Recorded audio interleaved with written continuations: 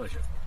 Well, they play very few gigs, they've never played a folk festival before, they shun conventional venues, which may explain why they're here on the William Howard School playing fields for Brampton Live. Our greatest folk band, in my opinion. Half man, half biscuit.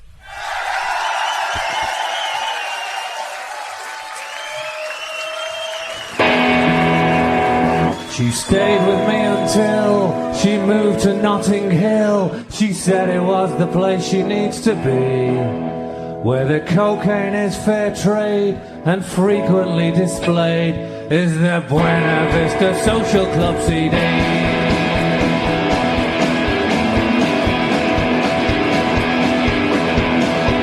I thought she'd be back in 3 weeks and we'd go wandering the peaks, sojourning my Uncle Joe's ashram.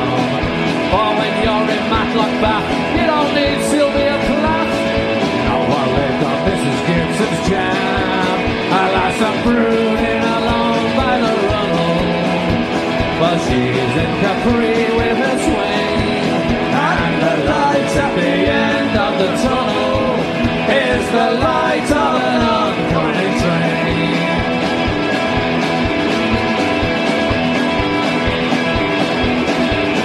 When we both grew up in Eden, and strange it may seem, neither of us thought we'd ever leave. But the beacon leak is weak, and she's moved in, so to speak, with featureless TV producer Steve. And now it's Oliver Cassidy and Davies in Piccadilly, and so I can only ascertain that the light at the end of the tunnel is the light of an oncoming train.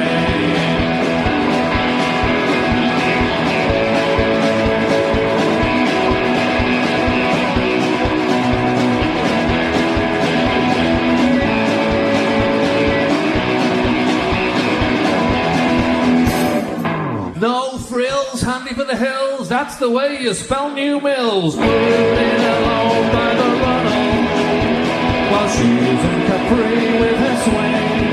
And the light at the end of the tunnel is the light of an oncoming train. It's the light of an oncoming train.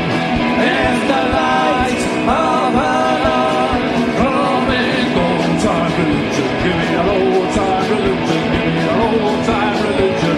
It's good enough for me. Thank you.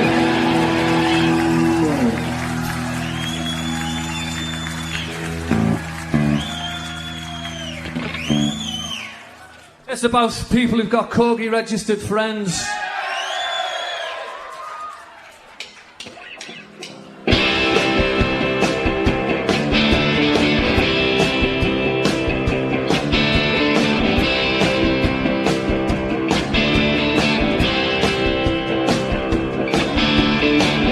In the kingdom of the blind, they say the one-eyed man is king. And in the kingdom of the bland, it's 9 o'clock on ITV. I believe I've seen holograms with more substance than you. Automatic doors don't open for you. C-O-R-G-I, Corgi-Registered Friends. C-O-R-G-I, Corgi-Registered. You meet up on a Monday with your Corgi-Registered Friends. You call Glastonbury Glasgow. You'd like to go there one day, when they put up the gun towers to keep the hippies away. This embassy's Kitzbühel, clad in low alpine. Your children are painfully soulless, rousing Prize Norton. C-O-R-G-I, Corgi-Registered Friends. C-O-R-G-I, Corgi-Registered. Doing cowboy impressions with your Corgi-Registered Friends.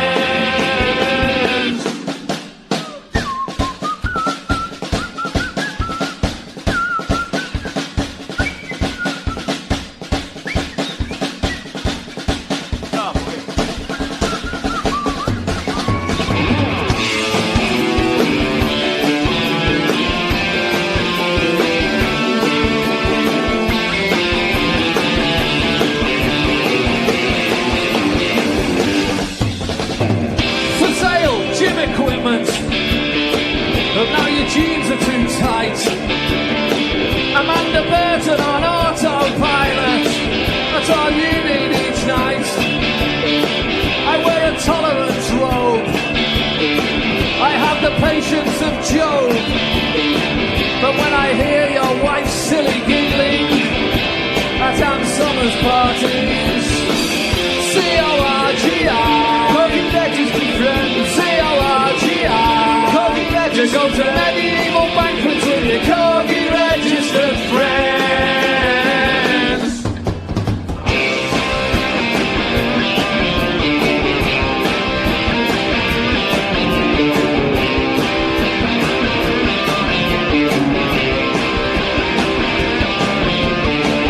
Stick this in your Volvo, love compartment. Stick this in your Volvo, love compartment. Stick this in your Volvo, love compartment. Stick this in your Volvo, love compartment.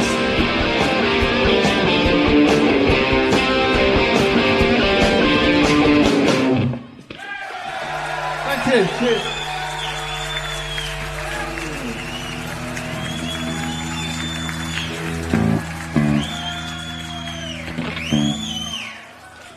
A song called Paintball's Coming Home. They've got the whole world in their house. They've got the whole wide world in their house. They've got the whole world in their house to see the new conservatory. They go 10-pin bowling after work. They go 10-pin bowling after work. They go 10-pin bowling after work. And they're getting married on a Caribbean beach. They got a German Shepherd, dog called Prince. They got a German Shepherd, dog called Prince. They got a German Shepherd, dog called Prince. The one called Sheba died. They know where things are in B&Q. They know where things are in B&Q. They know where things are in B&Q. And they've got the Joy of Sex video.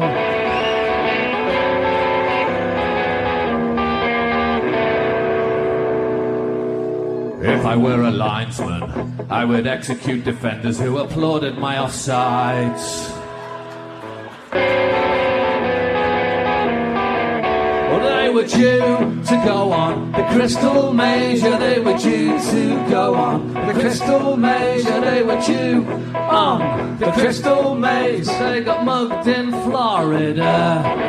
They went up in a hot air balloon. They declared their love in a hot air balloon. Yeah, they drank champagne in a hot air balloon and had a row on New Year's Eve.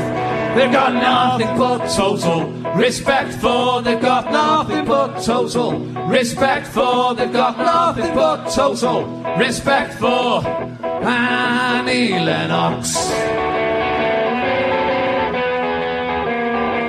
If I'd have known they were coming, I'd have slashed me wrists.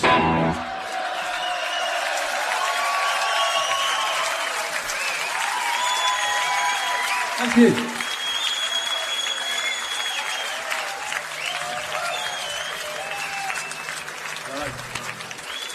Cheers. This next song was written by Jumbo Brightwell. Or was it Scan Tester? I've got the topic catalogue. Either way, it's called Joy Division Oven Gloves.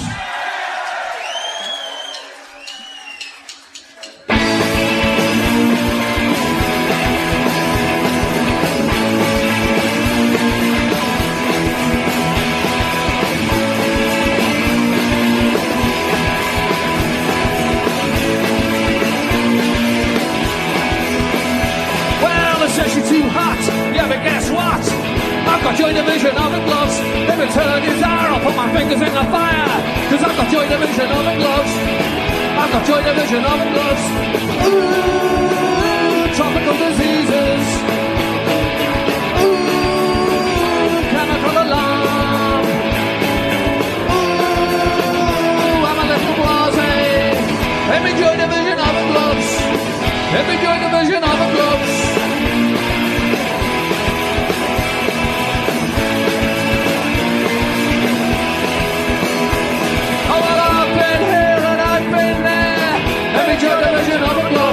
I've been to a post-punk postcard fair. Every Joy Division oven gloves. Ooh, Nagasaki towpath. Ooh,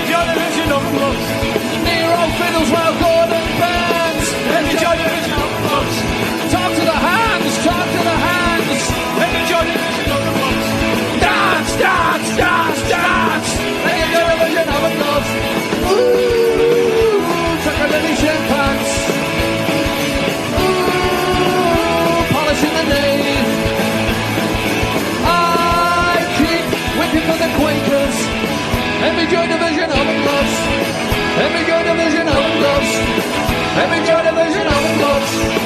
Every joy division open clubs. Every joy division open clubs. Every joy division open clubs. Open clubs, open clubs, open clubs, open clubs, open clubs, open clubs, open clubs, open clubs, open clubs, open clubs, open clubs.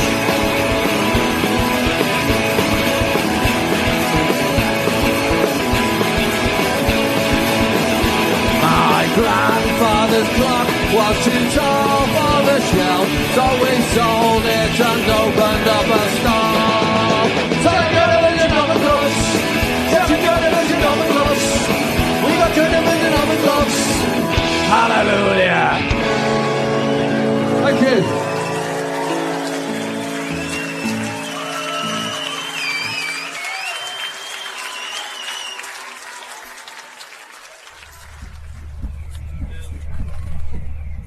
I'm sitting out the back of the marquee stage with Nigel Blackwell of Half Man Half Biscuit and Geoff Davies of Pro Plus Records, Nigel's one-man record label.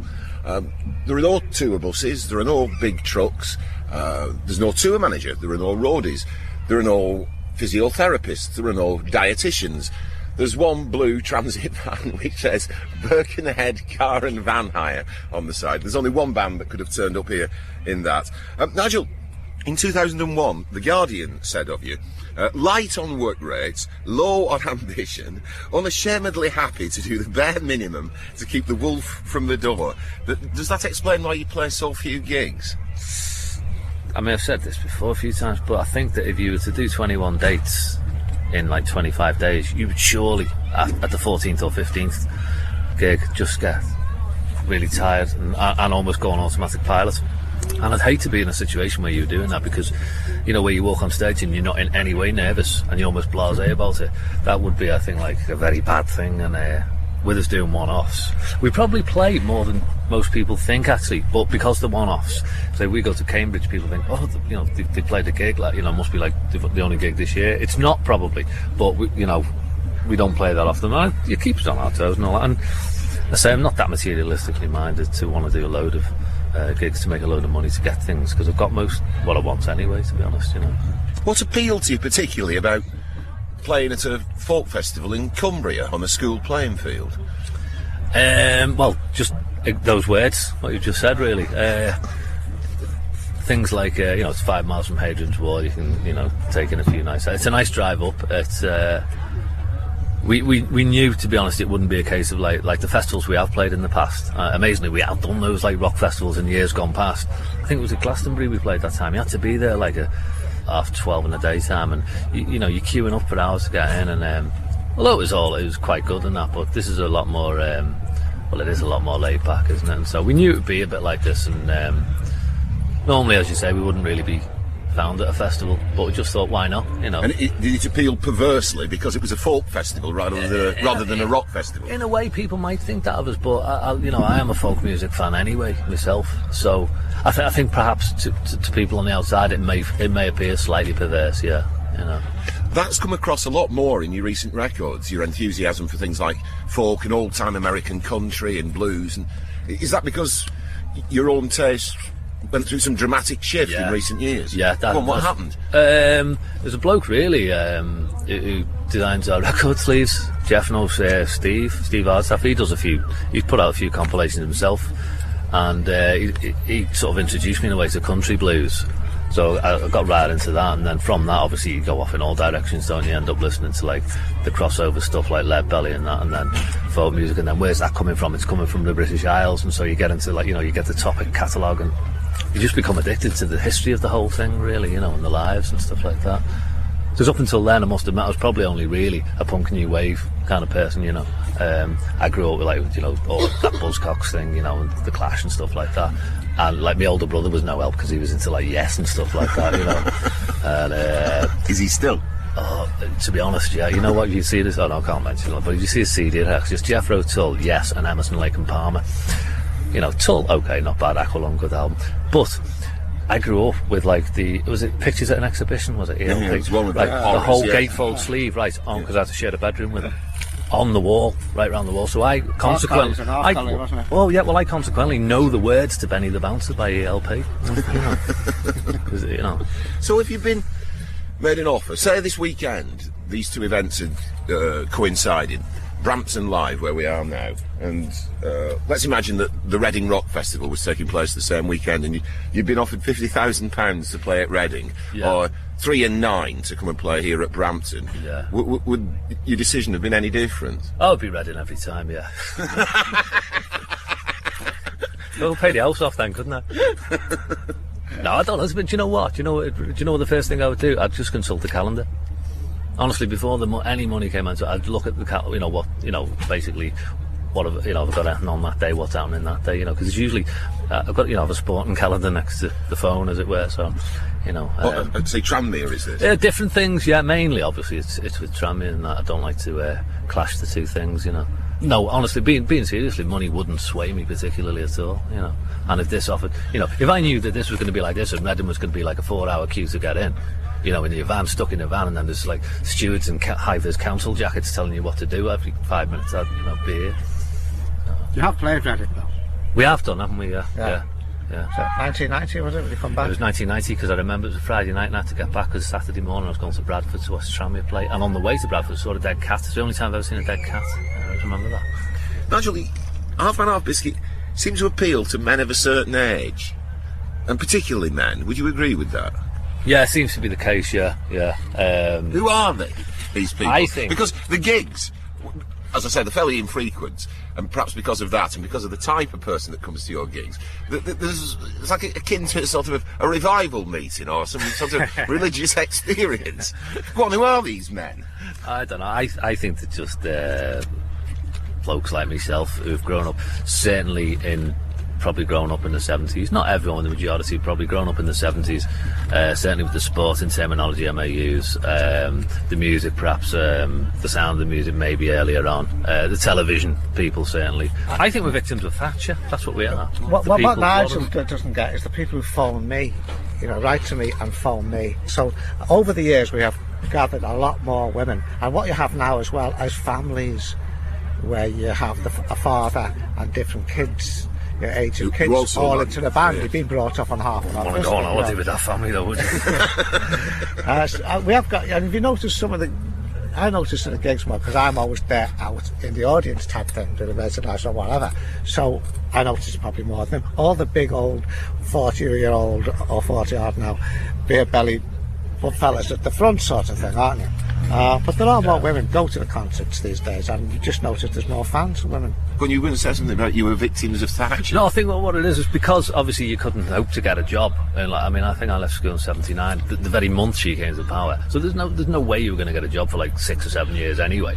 And I think there must be a lot of people who are doing that, maybe getting up at late hours and switching the telly, watching that kind of daytime telly, because it's probably not as obscure as maybe others thought, or that kind of reference to daytime TV, because in those days there wasn't really much to do. There was no cable television and stuff like that, and so everybody was watching the same thing. I think so. To it was more of a shared experience. Yeah, more or less. Yeah, I don't think it was anything particularly original what I was doing or anything like that. Anything strange.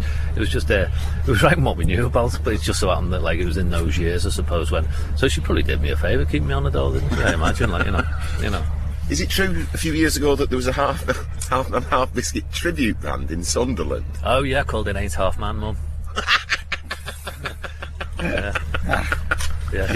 Young students, I imagine. Were they any good? Did you ever see them? Never saw them, no. They're probably better than us though, weren't they? I imagine. I'd have thought so. Wouldn't be hard. Hallanto, Jolly Rumble, we was up long before the day, to welcome in the summer, to welcome in the May, the summer is a-comin' in and winter's gone away, so I fancy I'll open a stationer's, stock quaint notepads for weekend pagans. While you were out at the Roll Right Stones, I came and set fire to your shed. 'Cause you probably work at an all-night garage, you probably work at an all-night garage, you probably work at an all-night garage with talk radio on. You curse my soul 'cause I don't want petrol. You curse my soul when I don't want petrol. I only came down for a tube of Pringles, sour cream and chives. And because you gotta get up off your big fat arse to go and get my crisps, you start to develop a scowl. I don't own a car, don't want petrol, just want some crisps. And you walk the 300 yards, what feels like to you 300 yards, to go and get my crisps, and you come back with them and you toss them arrogantly into that metal tray device that separates us. And you say, £1.4. As opposed to, that'll be 87 pence please sir, thank you, do come again. He's a tough nut behind his tough plexiglass. Well, this is done, of course, to annoy me, but has the opposite effect, of course, of amusing me no end. And all of a sudden, I've got a lot of other things I need to buy, and all night in which to buy them.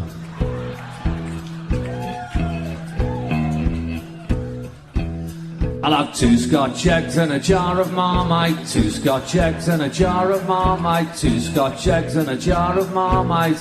What sandwiches have you got? Chief. Well, now he's getting really annoyed and his face is going the same shade as his red issue shell Pringle V-neck sweater. And there's a queue forming behind me. And I can just hear his iPod in the background, which he's had to take off and place on the side to deal with me. And I can hear he's got it on shuffle. You can just about hear the faint sound. Like a bird on a wire, like a drunken midnight choir. I've tried in my way to be free. There stands the glass that'll ease all my pain, that will settle my brain. It's my first one today.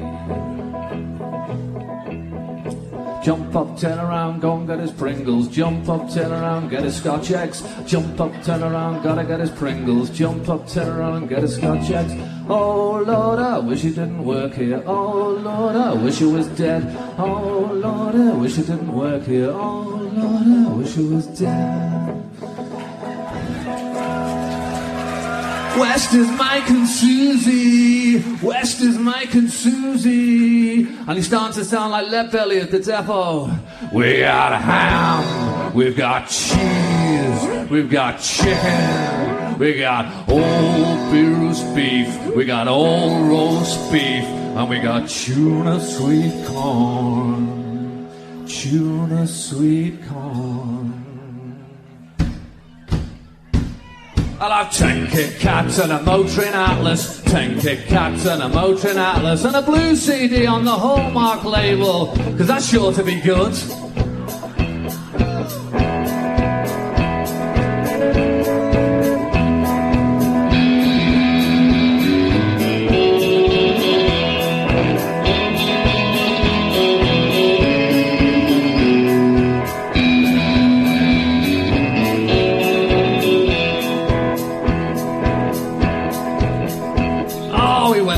Golf on a Sunday morning, just a half a mile from town. His head was found on the driving range and his body has never been found. Thank you.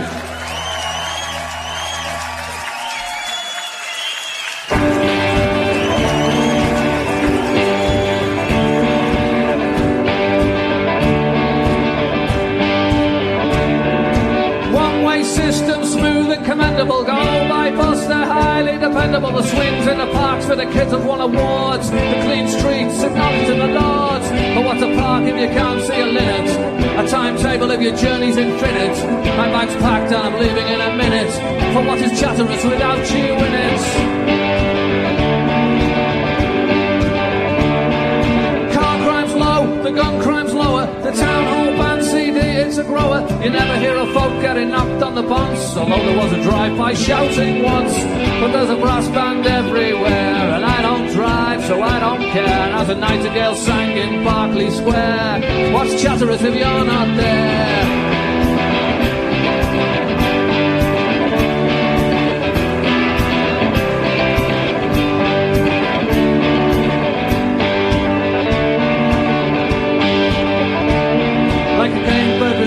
Short on pheasants, weavers' cottages devoid of tenants, a market town that lacks quintessence. That's Chatteris without your presence. 3 good butchers, 2 fine chandlers, an indoor pool and a first-class cake shop. Ofsted plaudits, envy of the fens, brick barriers at both ends.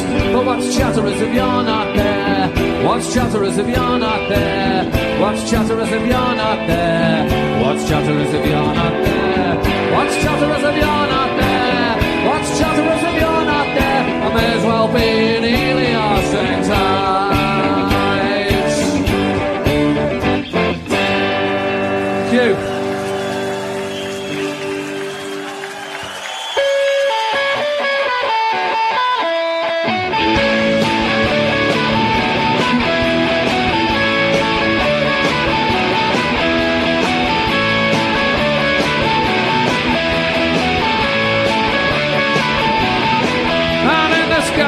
Debate still rages on the most dangerous junction in Christendom. And Cathy Staniforth's milk bank opens soon.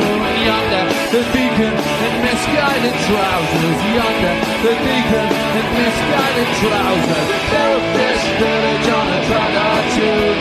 We built this village on a tractor tune. We built this village on a tractor tune.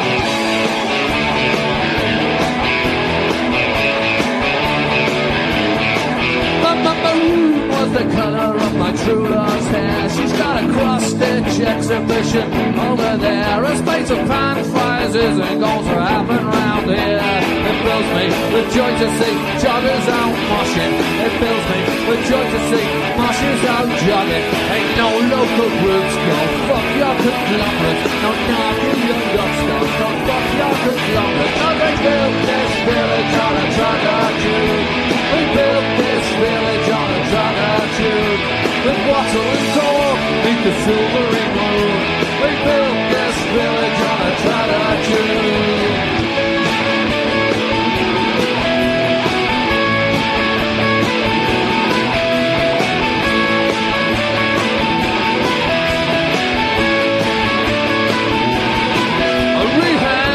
Afoot for the Christmas play. It's called Roll the Square, Arthur, and mind what you say. It's a cricketing farce with a thickening plot. Act 1, Scene 1, Brenda Blevin gets shot. Graduated to solids, disturbingly early. Graduated to solids, disturbingly early. Oh, the mummers, the poppers, the best of the coppers. Anyone can join in, so I discarded my jeans and played Wine Madden Pentheus and King of Thieves. Some blooms speak for ripples and I had the best line. Check your sheds, I think I lost my mind. Oh, we built this village on a tractor tune. We built this village on a tractor tune. We built this village on a tractor tune. We built this village on a tractor tune.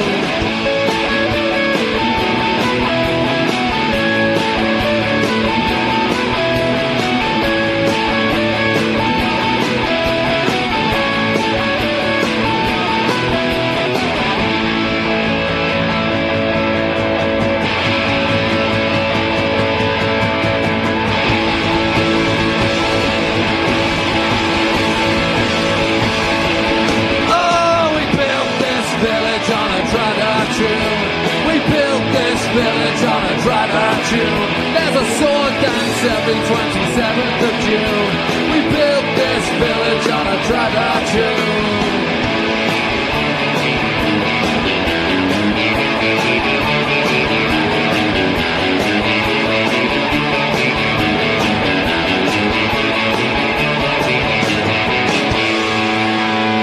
Thank you very much indeed. Very nice. Cheers.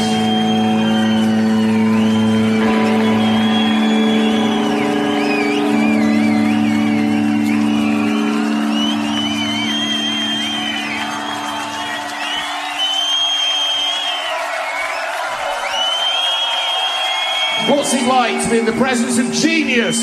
Half man, half biscuit. You like some more? Once again, half man, half biscuit. It's kind of bullshit, this encore stuff, isn't it? I'll go and tell them they're coming back on.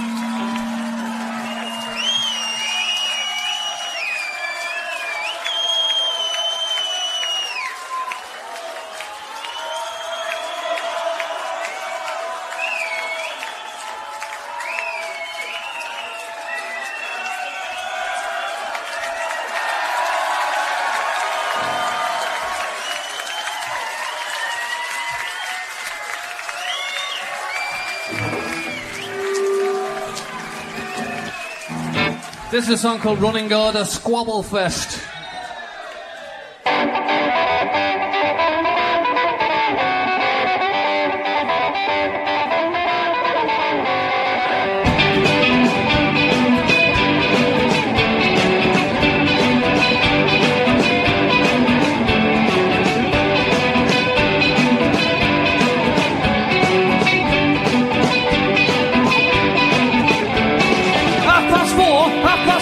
You said 10:30 to us.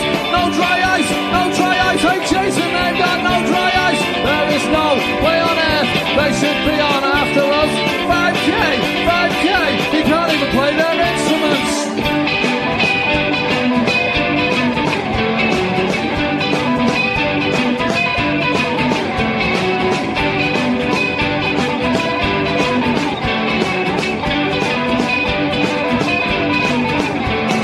Listen, Squire, who do you think sold this thing out anyway? Them lot there, they haven't even got an album out. Song 2, we got our own sound man. CND, we're not going on after Chaz and Dave. I don't care. Hello boys, it's a change of plan. You're going on after Crispy Ambulance. You're going on after Crispy Ambulance. You're going on after Crispy Ambulance. You're going on after Crispy Ambulance.